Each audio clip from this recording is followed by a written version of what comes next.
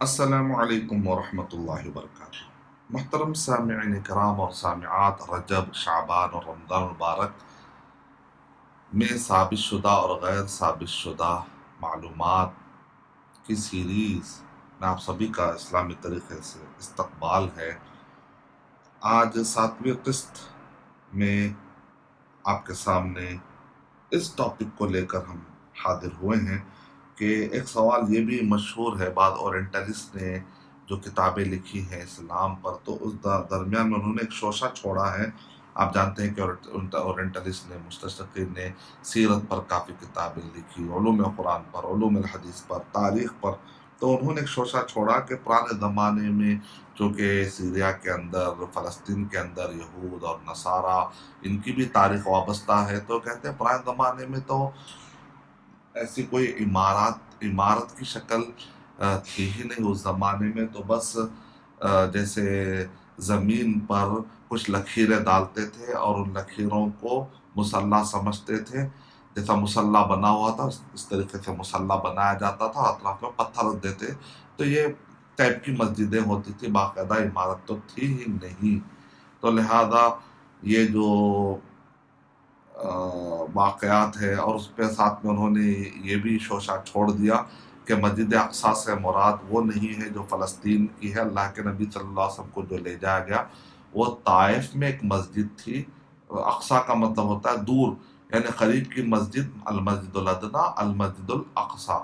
تو وہ انہوں نے ثابت کرنے کی کوشش کی کہ مسجد ادنیٰ اللہ کے نبی صلی اللہ علیہ وسلم کی قریبی مسجد، مسجد حرام ہے جو مکے میں تھی، تھوڑا سا دور میں طائف میں ایک مسجد تھی، اس کو مسجد اقصیٰ کہا جاتا تھا۔ تو اللہ کے نبی صلی اللہ علیہ وسلم کو مکے کے دور میں وہ مسجد اقصیٰ تک یعنی طائف تک لے جایا گیا۔ تو سب سے پہلے یہ تو خیال باطل ہے، اس کی کوئی اصل نہیں ہے، اس کو کئی طریقے سے رد کیا جا سکتا ہے۔ پہلی بات تو یہ ہے کہ کیا طائف میں اس زمانے میں ایسے مسلمان تھے جو جا کر انہوں نے مسجد بنا دی، اور اللہ کے نبی صلی اللہ علیہ وسلم کو بعد میں لے جا کر بتایا گیا کہ وہاں ایک مسجد ہے؟ تو یہ ایک بالکل غیر حقیقت والی بات ہے۔ نمبر 2 یہ ہے کہ سورہ بنی اسرائیل 17 کے آیت نمبر 1 میں سبحان الذی اسری بعبدہ لیلا من المسجد الحرام الی المسجد الاقصیٰ، تو یہاں پر مسجد اقصیٰ وہی ہے جو فلسطین میں پائی جاتی ہے۔ کسی بھی اہل علم تاریخ میں کسی نے بھی اس پر اختلاف نہیں کیا۔ تو آج کل چند اورینٹلسٹ یا چند انٹرنیٹ پر لکھنے والے، اپنی طرف سے سوچ لینے والے، اپنی طرف سے سوچ کر معراج کا واقعہ، اسراء کا واقعہ کا انکار کرنے جو لگتے ہیں، تو دراصل یہ سب ان کے اپنے اٹکلیاں ہیں، یہ ان کے اپنے عقلی باتیں ہیں۔ کسی بھی اہل علم نے اختلاف نہیں کیا۔ مثال کے طور تفسیر ابن کثیر اگر آپ پڑھتے ہیں سورہ بنی اسرائیل 17 کے آیت نمبر 1 میں، تو انہوں نے کہا کہ یہاں مسجد اقصیٰ سے مراد بیت المقدس ہے، جو ایلیا یعنی معدن الانبیاء، یعنی جو ایلیا میں فلسطین کا لقب کیا ہے، ایلیا اس کو کہا جاتا تھا۔ تو ایلیا میں جو پایا جاتا ہے جو معدن الانبیاء، انبیاء کی یہ معدن ہے، گویا کہ انبیاء کی سرزمین ہے۔ یہاں پر من لدن ابراہیم علیہ السلام، ابراہیم علیہ السلام کے زمانے سے ہمیشہ یہ نبیوں کی آمجگاہ رہی، بہت سارے انبیاء کرام یہاں پر آتے رہے۔ کب سے؟ ابراہیم علیہ السلام کے بعد سے۔ تو یہ دوسرا نقطہ ہے کہ کسی بھی اہل علم نے اختلاف نہیں کیا۔ تیسرا کہ اللہ کے نبی صلی اللہ علیہ وسلم نے واضح طور پر کہا کہ اس کی ایک عمارت تھی، وہ ایک باقاعدہ مسجد تھی، اور یہ کوئی تصوراتی بات طائف کی نہیں تھی، بلکہ آپ نے باقاعدہ جب کفار قریش نے جو مذاق اڑایا، تو یہ جو واقعہ پورا موجود ہے صحیح بخاری حدیث نمبر 4710 میں، صحیح مسلم حدیث نمبر 170 میں۔ تو اللہ کے نبی صلی اللہ علیہ وسلم اگر صرف طائف کی حد تک ہی جا کر آنے کی بات، تو کفار قریش تو طائف تو جاتے آتے تھے۔ تو اللہ کے نبی صلی اللہ علیہ وسلم نے جو نقشہ کھینچا، جو سوالات ہوئے، اس پہ دیکھیں، آپ غور کر کے دیکھیں، تو اس سے بھی ایسے خیالات پر، ایسے خرافات پر جو لوگوں نے اعتراض کیے ہیں، اس پر رد ہوتا ہے کہ سمعت النبی صلی اللہ علیہ وسلم، صحیح بخاری حدیث نمبر 4710، صحیح مسلم حدیث نمبر 170، کہ لما کذبتنی قریش، قمت فی الحجر کہ میں حجر میں ٹھہر گیا، اور کفار قریش نے جب مجھے انہوں نے جھٹلایا تو میں ہجر میں ٹھہر گیا، یعنی کعبے کے پاس اللہ کے نبی صلی اللہ علیہ وسلم گئے۔ فجل اللہ لی بیت المقدس اللہ تعالیٰ نے مجھے دکھلایا۔ فطفقت اخبرهم تو میں نے ان کو خبر کرنا شروع کیا، انفارمیشن دینا شروع کیا، ان کو معلومات میں نے فراہم کرنا میں نے شروع کیا، عن آیاتی ہی اور پورے نشانیوں کے بارے میں نے بتانا شروع کر دیا۔ وَأَنَا أَنظُرُ اور میں اس حالت میں پورا دیکھ رہا تھا۔ تو اللہ تعالیٰ نے پورے بیت المقدس کا نقشہ، کیونکہ ایک آدمی جب سفر کرتا ہے تو ضروری نہیں کہ ایک کھڑکی کو، ایک دروازے کو تلاش کرے، لیکن کفار قریش کی ان کا ایک عجیب اصرار تھا کہ وہ پوچھنے لگے تھے کہ بتاؤ اگر وہ آپ سفر کیے ہیں تو پھر وہ کیسا تھا، کیونکہ بعض کفار قریش لإلاف قریش إلافهم رحلة الشتاء والصيف، تو سیریا اور یمن ان کا آنا جانا لگا رہتا تھا، تو وہ جانچنے کے لیے انہوں نے جب پوچھا تو اللہ کے نبی صلی اللہ علیہ وسلم نے کہا کہ اللہ تعالیٰ نے مجھے پورا بیت المقدس کا نقشہ مجھے ایسا دکھایا سامنے کہ میں دیکھ رہا تھا اور بیان کر رہا تھا۔ تو اس پر بھی غور کرنے سے پتہ چلتا ہے کہ وہاں پر ایک مسجد کا وجود تھا، تو اس زمانے مسجد تھی ہی نہیں جو کہا جا رہا ہے، یہ جملہ بھی غلط ہے۔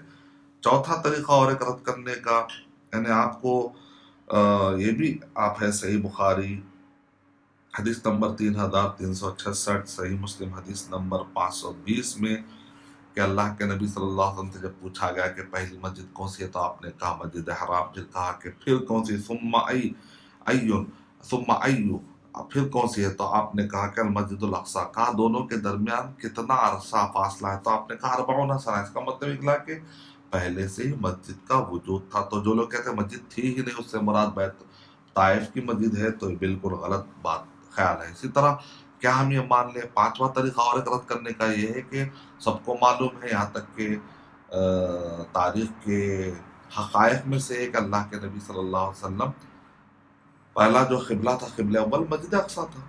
تو مسجد اقصی جو پہلا قبلہ تھا، کیا وہ طائف کی مسجد کو قبلہ اول کوئی مان سکتا ہے؟ کیا کسی کا عقل قبول کرے گی جس نے روایتیں پڑھ لی ہوں، جس نے آتھینٹک روایتیں پڑھ لی ہوں؟ تو اللہ کے نبی صلی اللہ علیہ وسلم مکے میں تھے، یہاں تک کہ آپ مدینہ گئے تو وہاں پر بھی آپ کئی مہینے تک اللہ کے نبی صلی اللہ علیہ وسلم مسجد اقصی کی طرف آپ رخ کرنے کا آپ کو اللہ نے حکم تھا۔ بعد میں کعبے کی طرف رخ کرنے کے لیے اللہ کا حکم آیا۔ تو کیا ہم یہ مان لیں کہ سمرہ طائف کی مسجد تھی؟ نعوذ باللہ، ایسی کوئی حقیقت والی بات ایسا کسی بھی اہل علم نے نہیں کہا ہے۔ تو آپ سورہ نجم، اس سے پہلے میں نے کہا کہ واقعہ اور واقع اسراء اور معراج کا ذکر سورہ نجم میں ہے، سورہ بنی اسرائیل میں 2 مرتبہ آیا ہے۔ تو ان سب جگہوں پر کیا ہم یہ مان لیں کہ سارے واقعات وہ طائف کے ہیں؟ تو بالکل یہ غلط ہے۔ تاریخ کے سارے مفسرین، سارے محدثین، سارے اہل علم نے جتنی گفتگو کی ہے، کسی نے بھی اس کی طرف کسی بھی طریقے کا اشارہ نہیں کیا۔ بہرحال اس کو رد کرنا خود ایک ٹائم ویسٹ کرنا ہے، لیکن چونکہ یہ انٹرنیٹ پر آہستہ آہستہ بات زیادہ پھیلتے جا رہی ہے اور کئی نوجوان نے مجھ سے یہ پوچھا ہے، تو لہذا میں نے سوچا کہ اس پر رد کر دے، ہو سکتا کسی کو اشکال ہو تو اس کے ذہن میں ہو سکتا ہے کہ یہ جواب ان کے لیے کام آ جائے۔ ورنہ دیکھا جائے تو جو لوگ حقائق سے واقف ہیں تو وہ لوگ تو اس پر رد کرنے کو بھی اپنا ٹائم یہ سب سوالات کو بالکل ہی کچرے کے ڈبے میں ڈال دے سکتے ہیں اور اس پر توجہ بالکل نہیں دیں گے، بلکہ جو تاریخ کا طالب علم ہے وہ تو ہنسنا شروع کر دے گا کہ بالکل حقیقت سے بعید ہے۔ پھر بھی میں نے اس پر توجہ اس لیے دی ہے تاکہ جو بھی نوجوانوں کو اس پر شبہات میں پڑھنے کا امکان ہو، اس سے بچانا میرا مقصود ہے۔ انشاءاللہ پھر اگلے قسط میں پھر مزید میں معلومات لے کر حاضر ہوں گا۔ تب تک کے لیے آپ اجازت دیجیے۔ ارشد بشیر مدنی کو السلام علیکم ورحمۃ اللہ وبرکاتہ۔